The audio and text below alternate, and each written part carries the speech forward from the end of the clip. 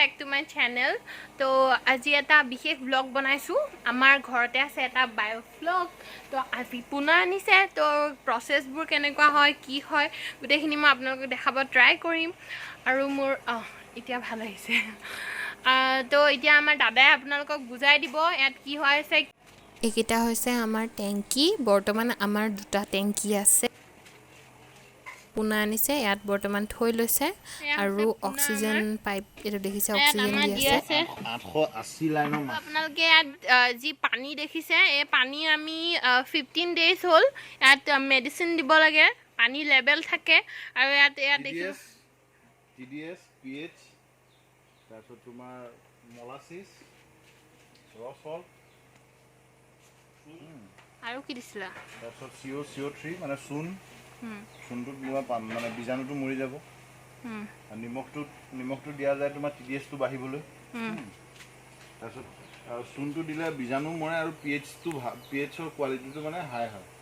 PHটো maintain হৈ থাকে আৰু অ'কে। তো আপোনালোকে গম পালে ইয়াত কি কি দিয়া গৈছে।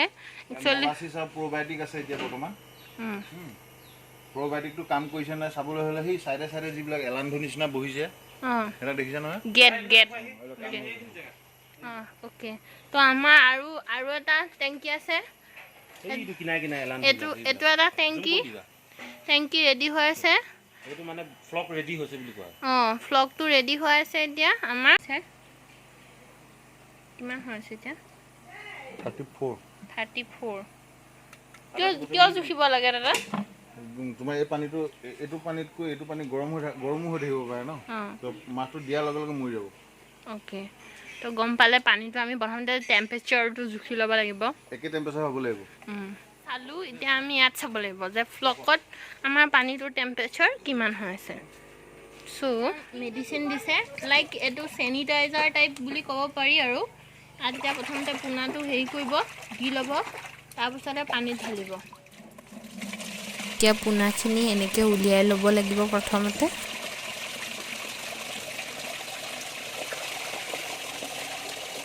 ওপৰত দেবা সেইটো হ'ব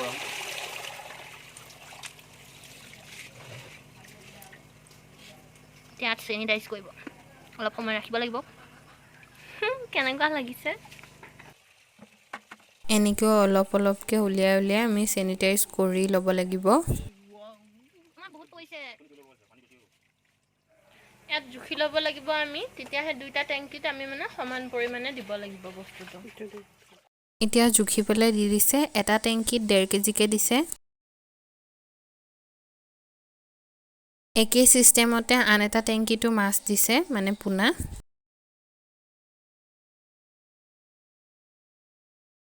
হাই কৈ দিয়া। এতিয়া কিছুমান মৰি গৈছে মানে কিছুমান মানে এটা মৰিছে just one piece. Last piece আমাৰ কৃষ্ণ বম বলে গ'লগৈ চলা গয়া। মানে মোৰ DSLRটো নহয় বাৰু ফোনত এতিয়া আপোনালোকক মই দেখুৱাবলৈ কিমান সমৰ্থ হৈছোঁ নাজানো। কিন্তু পানীটোত পূৰা মাছে একদম ঘিলঘিলাই ফুৰিছে না। আমাৰ হাঁহে আহিছে দাদা মাছৰ দানা এইটো নাম একুৱাষ্টাৰ। এতিয়া আমাৰ দানা দি আছে। দানা চাইজটো সলনি হৈ থাকে। এতিয়া বহুত সৰু চাইজৰ এইটো দানা দিছে। পিছত ডাঙৰ হ'লে আৰু লিমিট থাকে।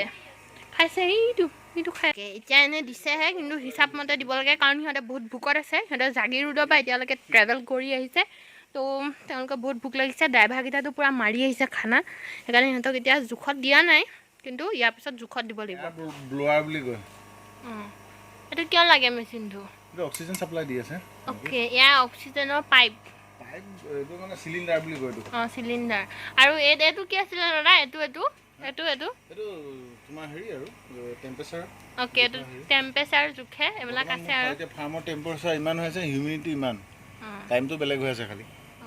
Hello' everyone. তো আপোনালোকে গম পালে আমি বায়'ফ্লকত কেনেকৈ মাছ দিওঁ এণ্ড অল প্ৰচেছবোৰ বাট যদি আপোনালোকে আৰু ডিটেইলছত জানিব বিচাৰে তেনেহ'লে মই ডেছক্ৰিপশ্যনত মোৰ দাদাৰ ফেচবুকৰ লিংকটো মই দি দিম আপোনালোকে তাক কণ্টেক্ট কৰিব পাৰে আৰু বাকী যি সুধিব লগা আছে আপোনালোকে সুধিব পাৰে আৰু বহুত বেছিয়ে গৰম সেইকাৰণে মই কাপোৰ সলাই ল'লোঁ আপোনালোকে চাব পাৰে মই বহুত বেছি ঘামি আছোঁ মানে বহুত বেছিয়ে গৰম তো গা পা ধুই কৰি মই কাপোৰ চেঞ্জ কৰি ল'লোঁ তো আপোনালোকে যদি ভাল পালে ভিডিঅ'টো চাই then like share and subscribe thank U